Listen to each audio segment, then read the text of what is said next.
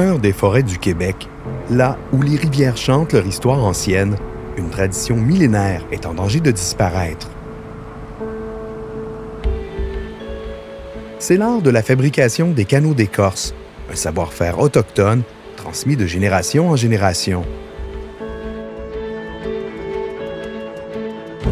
Les peuples autochtones, maîtres de ce savoir, ont longtemps façonné les canaux d'écorce pour voyager, chasser et pêcher.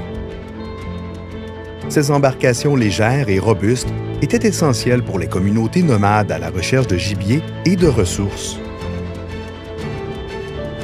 Ces traditions étaient transmises oralement, unissant les générations à travers des récits et des enseignements pratiques.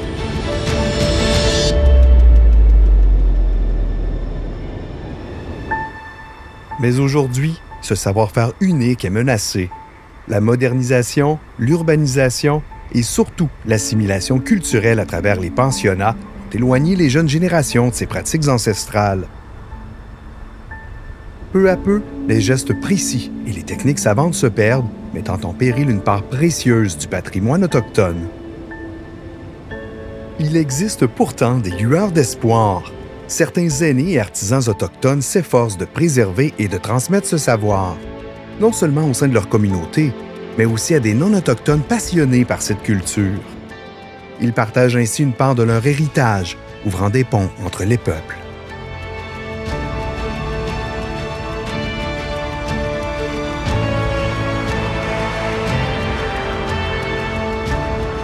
Je pars aujourd'hui à la rencontre de l'un de ces artisans de la tradition. Il a construit son dernier canot récemment en tentant de documenter cet art et ses étapes sur vidéo. Même si, selon ses propres dires, ce n'est pas suffisant, tellement des connaissances approfondies sont nécessaires.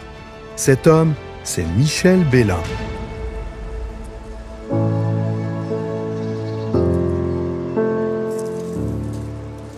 L'aventure du canot a commencé très jeune. En même temps, j'ai ouvert les yeux, je pense que je voulais construire des canots. Je suis le plus vieux d'une famille de 12 enfants. Puis la forêt a tout teinté mon habitat. Mon père était contracteur forestier, puis je vivais avec les Indiens. Il y a beaucoup de gens de Manoine qui travaillaient comme employés pour mon père, comme sur les bateaux. Il y en a qui travaillaient sur la coupe du bois. J'avais dans ce temps-là 13-14 ans. J'allais conduire les Indiens au travail en foresterie. Puis là, dans le temps que je les attendais, je regardais tout jeune construire les canaux, mais je n'avais jamais été impliqué comme tel. Plus vieux, j'allais les conduire avec les bateaux. J'allais cueillir des racines, mais en me faisant bien expliquer où étaient les racines et quel type de racines. C'est de là que j'ai commencé après ça à trouver vraiment les bouleaux, à quelle période trouver les écorces. Puis toute l'histoire du canot, de la construction. Premièrement, la première chose quand on cherche une écorce pour construire un canot, c'est l'épaisseur de l'écorce. Plus l'arbre est gros, normalement, plus l'écorce va être épaisse, va être solide. Cette écorce-là, elle a 13 pieds actuellement. Elle est capable de faire un canot de 12 pieds. Trouver une écorce parfaite dans le bois, bien, c'est beaucoup d'heures de recherche. Puis cette écorce-là avait de très bonne qualité pour faire un canot parce que son intérieur n'a pas de blessure, il n'y a pas de trou. J'ai tout le temps vécu avec les Indiens. J'ai appris à parler la langue, j'ai appris à vivre de la forêt, j'ai appris à trapper, j'ai appris à naviguer, à faire du canot. Moi, j'ai jamais fait de différence entre ma vie et leur vie. Ma femme me disait des fois en anecdote que je pense que tu es plus Indien que tous les Indiens que je connais. Fait on était des gens autonomes, on vivait dans la forêt, avec la forêt. Je me suis bien adapté à ces gens-là, j'ai toujours aimé ces gens-là. Puis encore aujourd'hui, régulièrement, ces gens-là viennent ici. On a encore quelques histoires à se raconter. S'ils ont besoin d'un petit morceau de bois pour fabriquer un petit canagan ou quelque article, je suis encore là aujourd'hui pour les dépanner.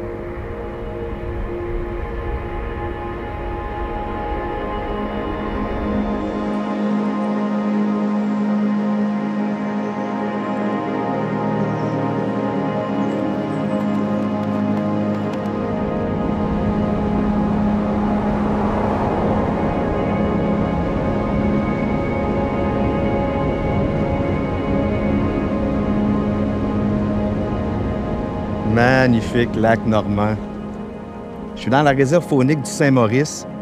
C'est un joyau caché vraiment ici dans la région. J'en ai entendu parler souvent. On dit joyau caché parce que il y a des gens que la route décourage. Ça devrait tellement pas. C'est simplement 1 heure. Je suis parti de la pourvoirie Hosanna chez mon ami Michel. Arrivé ici, 1 heure de route, je suis sur le quai avec ce magnifique lac-là, eau cristalline. D'ailleurs, ça me donne le goût. Je vais aller faire du canot assurément tantôt. Faire le tour du lac. Il y a plusieurs points de vue et randonnées qui sont accessibles. Beau secteur familial, de l'hébergement sur place, des prêts à camper. 3 saisons. Je peux m'imaginer ici à l'automne avec les couleurs autour du lac qui se reflètent dans l'eau. Ça doit être superbe. Je finis ma journée. Je vais aller à la Tourbière, un autre secteur ici en marge du lac où ça grouille de vie. Mais là, je prends un petit 5 minutes encore. Après, je vais y aller.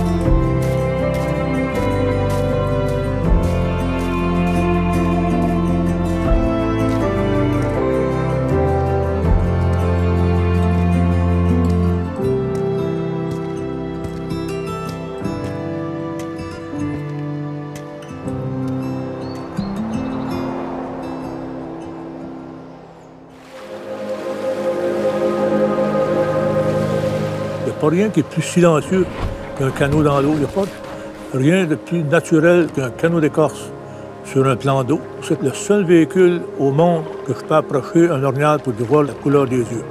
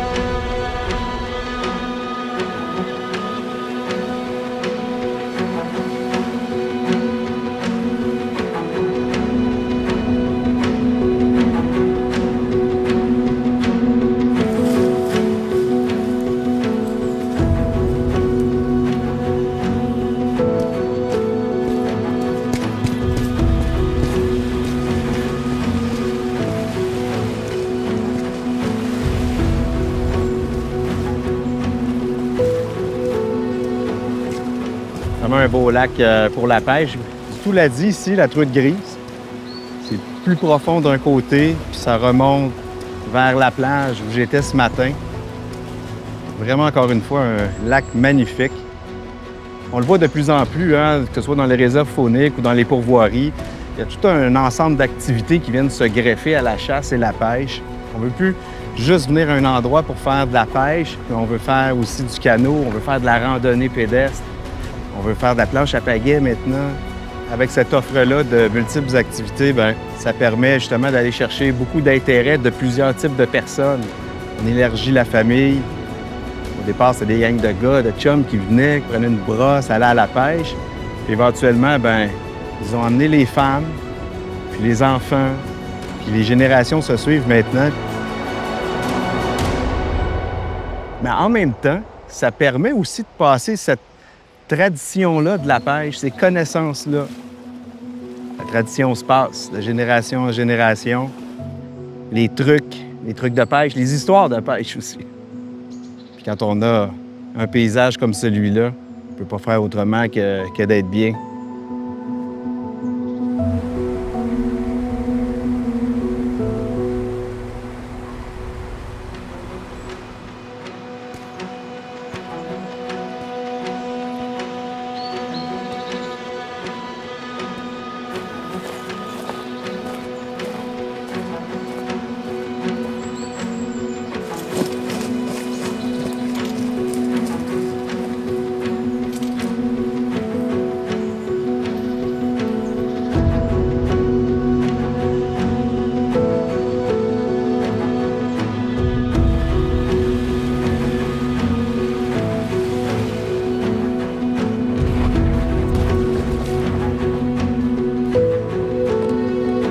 Je pense que j'ai embarqué dans un canot, moi, il y a 9-10 ans déjà que je faisais du canot.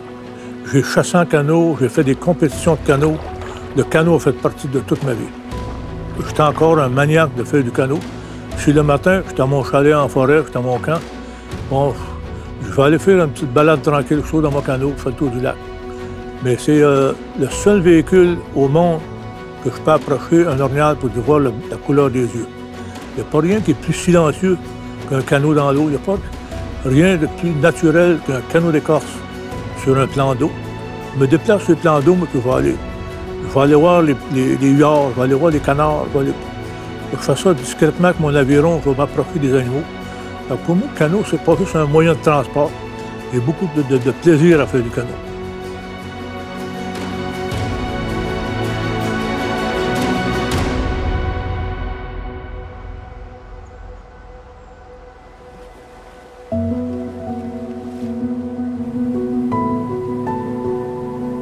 Un canot, ça se fait que rien, ça se fait qu'une écorce de bouleau et un couteau, that's it. Ce couteau croche-là a probablement 150 ans. Celui-là ici, c'est un couteau que j'ai fabriqué. Parce que chaque outil est personnel, selon la grosseur de ta main. Okay. Fait que moi, c'est un outil qui est fait à ma main pour être capable de... Un couteau croche, on travaille autour, puis c'est l'angle, puis la force d'être capable de tirer. Toutes les pièces de cèdre qu'on voit ici, là, ces pièces-là, sont toutes délignées à la main. Ce qu'on voit ici, il n'y a rien qui était... Il n'y a pas d'équipement d'autre que la hache qu'il y a. Donc, vous voyez l'épaisseur de ces pièces-là. Ça, c'est les pièces de structure du canot. C'est toutes les pièces de charpente. En fin de compte, là, vous expliquez un peu un canot, la structure d'un canot, c'est comme l'intérieur d'un poisson couché sur le dos. Donc, on voit sa colonne vertébrale. Puis ça, c'est toutes les arêtes. Fait que là, il n'y a pas d'histoire, c'est moi qui décide l'épaisseur qu'il va lui donner en tirant soit sur un bord ou sur l'autre. Tu sais, souvent, on n'apprend pas seulement qu'à l'école, mais moi, j'étais à cette école-là, en forêt, à aider à construire les canots. Quand j'ai commencé à construire des canots, il n'y a eu rien de spécial, j'avais rien à apprendre. J'avais tout appris comme ça dans ma jeunesse. Puis, le dernier canot que j'ai construit, j'avais peut-être 60 ans. Je n'avais pas de questions à poser à personne. C'est apparu comme souvent comme le petit gars qui a fait du vélo. On dit tu vas en faire toute ta vie du vélo. Ces pièces-là sont toutes embarquées, mais il n'y a aucune colle, il n'y a aucun clou. Dans un canot, c'est vraiment... Il y a seulement les racines qui vont venir attacher toutes ces pièces-là. Souvent, mon grand-père me disait, Michel, les Indiens, ils ont fait des canots peut-être bien 1000 ans avant moi. Puis s'ils n'ont pas changé de recette, Michel, change-la donc pas. Essaye pas de la changer. J'ai gardé cette vision-là de dire, écoute, oui, tu as raison, parce que à quelques occasions, sans trop en parler, j'ai fait mes petits essais, mais pour réaliser qu'il y avait bien raison. Fait que aujourd'hui, j'ai rien à changer, absolument rien à changer dans ce que j'ai appris de fabriquer des canots. Puis C'est aussi facile pour moi de faire un canot comme de ma mère faire du pain. Quand je mets les mains là-dedans, là, ça se fait carrément tout seul. Tu sais, Alexis, là, avec un canot, c'est incroyable la distance qu'on peut faire dans 10-12 heures. Moi, j'ai fait des grands périples. Je n'aurais jamais pu faire ça à pied. C'est sûr qu'il y a des gens qui ont une grande capacité de marcher, mais si on parle de faire 35-40 km à pied en une journée, mais moi, en canot, je faisais ça en chantant. Moi, mon rêve avec Alexis, c'est cette année qu'on fasse une petite compétition. Qui va faire le plus long dans sa journée en randonnée ou en canot? Fait qu'Alexis, quand tu seras prêt pour la compétition, je suis prêt pour le départ.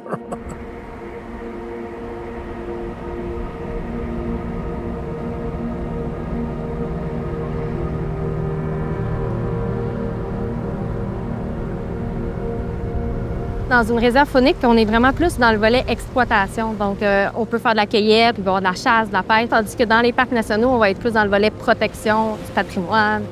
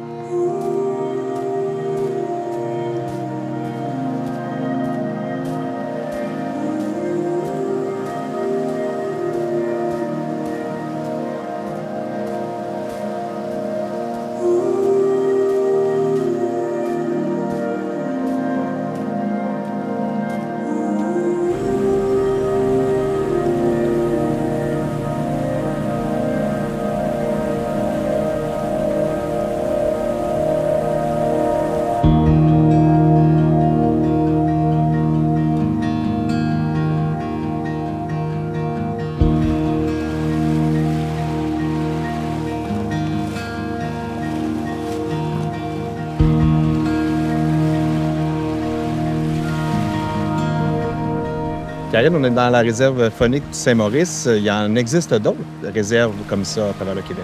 Oui, il y a une dizaine de réserves là, à travers le Québec. Il y a une distinction quand même à faire, même si c'est géré par la CEPAC, entre les parcs nationaux et les réserves fauniques. Ça ressemble à quoi, les distinctions? En fait, dans une réserve faunique, on est vraiment plus dans le volet exploitation. Donc, on peut faire de la cueillette, il va y avoir de la chasse, de la pêche, donc tout ce qui est prélèvement. C'est sûr que tout est bien géré aussi, là. Il y a le volet protection de la faune puis de l'environnement. Mais il pourrait aussi avoir de la coupe forestière. Donc, c'est vraiment plus dans le volet exploitation, tandis que dans les parcs nationaux, on va être plus dans le volet protection du patrimoine. Oui, oui. Mais dans les deux, il y a quand même des activités et le public donc peut avoir accès à ça, c'est-à-dire des sports nautiques, le camping, l'hébergement. Tout à fait. C'est vraiment similaire comme activité. On va avoir de la location de canots, paddleboard, des campings, des prêts à camper. C'est juste que nous, on va vraiment aussi mettre de l'emphase un peu sur la chasse, la pêche, ce qu'il n'y aura pas nécessairement dans les parcs nationaux. On fait le prêt de vélo pour les enfants, c'est gratuit. On a un quai aussi qui est au secteur Brand, là, qui est pour initier les familles à pêcher. Là. Fait qu'on a juste à aller au bout du quai, on peut caster directement. Okay. Puis, sans être obligé d'aller sur le lac. C'est ça, exactement. Mais si on voulait y aller, on peut louer des embarcations. On loue une embarcation, puis on se fait conseiller, puis on va au bon spot. Nous, dans une réserve, c'est des gardiens de territoire. Les gardiens sont là pour vous accompagner tout le long de votre séjour. Si vous avez des questions, les proposer à l'accueil aussi. On est vraiment toute une gang de passionnés, là. Fait que c'est sûr que si vous me dites j'ai jamais pêché, puis que vous demandez des conseils, là, c'est sûr qu'on va être là pour vous accompagner. J'ai vraiment été surpris de l'endroit. Super belle découverte. On me parlait d'un joyau caché. Je comprends maintenant pourquoi l'eau qui est claire, super belle, le beau lac. Je vais revenir marcher ici assurément. Puis de toute façon, en termes de randonnée, le 17 km qui fait le tour du lac, là, c'est pas juste ça. Hein? On peut se promener. Non, c'est ça, il y a plusieurs autres sentiers. Ouais. Exactement. Hey, merci.